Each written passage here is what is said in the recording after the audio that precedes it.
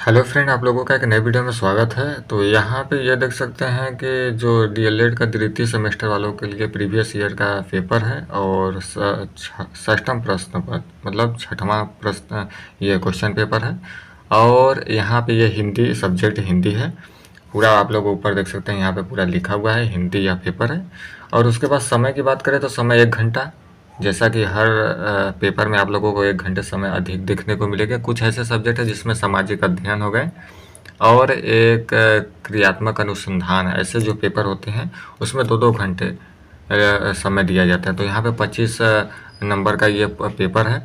और इसका आगे चल इस पे देखिए, हम लोग इसके क्वेश्चन की बात किया जाए तो सबसे पहले बहुविकल्पी क्वेश्चन आते हैं आप लोगों के सामने।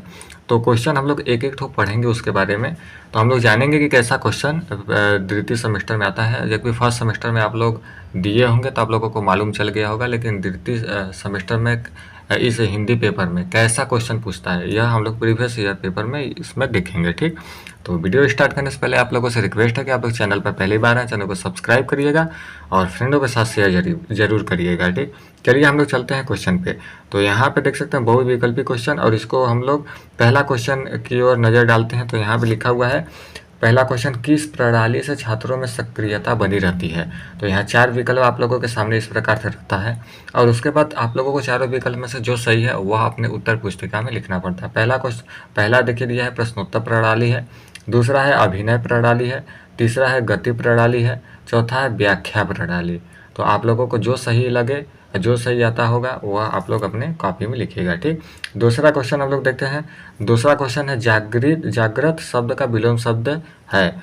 तो फिर यहाँ पे देखिए पहला क्या लिखा है, सुषुप्त। देखिए यहाँ पे पहला लिखा हुआ है सुषुप्त, उसके बाद दूसरा क्या लिखा है, विषुप्त लिखा हुआ है, और तीसरा लिखा हुआ है शयन, चौथा है लिखा हुआ है वेतना।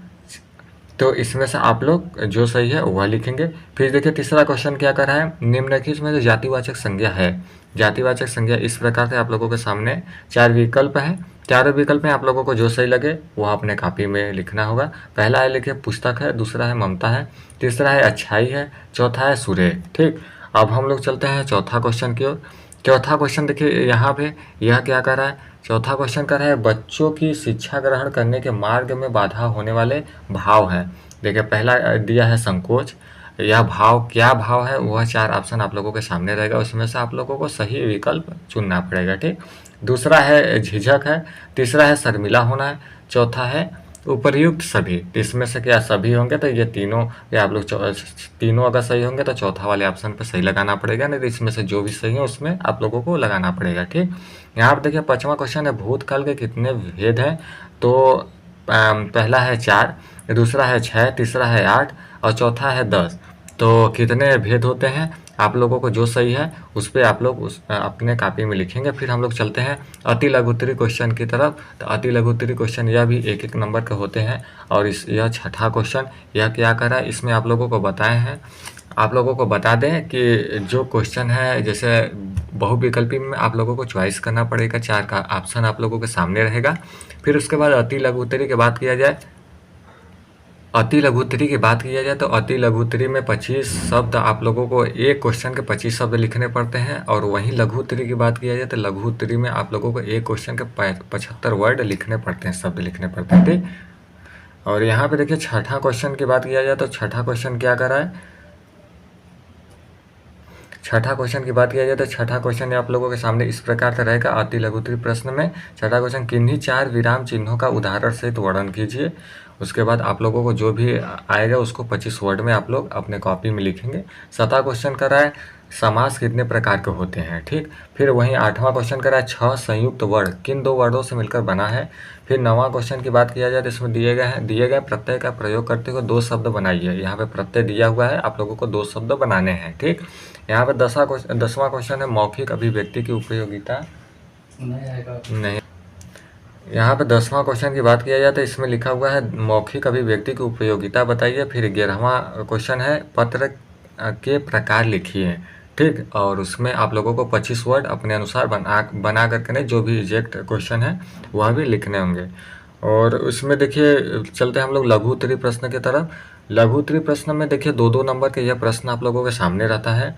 यहाँ पे देखिए पूरा एक क्वेश्चन के जो भी नंबर है यहाँ पे दर्शाए गए रहते हैं। फिर यहाँ पे ये 12वां क्वेश्चन लघु उत्तरीय प्रश्न, यह आप लोगों को बता दिए हैं स्टार्टिंग में कि इसका कम से कम 75 वर्ड में आप लोगों को आंसर देना पड़ता है। ठीक, पहला क्वेश्चन है गद्य शिक्षण के समान उद्देश्यों का वर्णन कीजिए। फिर 13वां है मौखिक अभिव्यक्ति तथा लिखित अभिव्यक्ति की विधाओं का वर्णन कीजिए। 14वां क्वेश्चन है छात्रों में उच्चारण संबंधी सुधार हेतु 2 उपाय लिखिए। 15वां क्वेश्चन है काल किसे कहते हैं, काल के भेद लिखिए। 16वां क्वेश्चन है कविता शिक्षण के लिए ध्यान देने योग्य बातें बताइए। 17वां क्वेश्चन है पत्र लेखन की विशेषताएं बताइए। 18वां क्वेश्चन है क्रिया विशेषण किसे कहते हैं, उदाहरण सहित स्पष्ट कीजिए। तो यहाँ पे देख सकते हैं यह कुछ इस प्रकार से क्वेश्चन यह हिंदी के पूरे होते हैं और आप लोगों को सामने 1 घंटे का समय रहता है। 25 नंबर का यह क्वेश्चन पेपर आता है और बहुविकल्पी आप लोगों के सामने रहेगा, तो उसमें 4 ऑप्शन दिए रहेंगे। उसमें से आप लोगों को जो सही रहेगा वह सेलेक्ट करके लिखेंगे, वह सही लिखेंगे आप लोग अपने कॉपी में। फिर उसके बाद अति लघु उत्तरी में 25 वर्ड लिखना पड़ता है। फिर उसके बाद लघु उत्तरी प्रश्न में 75 वर्ड मैक्सिमम आप लोगों को कॉपी में लिखना पड़ेगा। तो इस प्रकार से यह क्वेश्चन आई होप आप लोगों को समझ में आया होगा। मिलते हैं एक नए वीडियो में, तब तक के लिए जय हिंद, वंदे मातरम।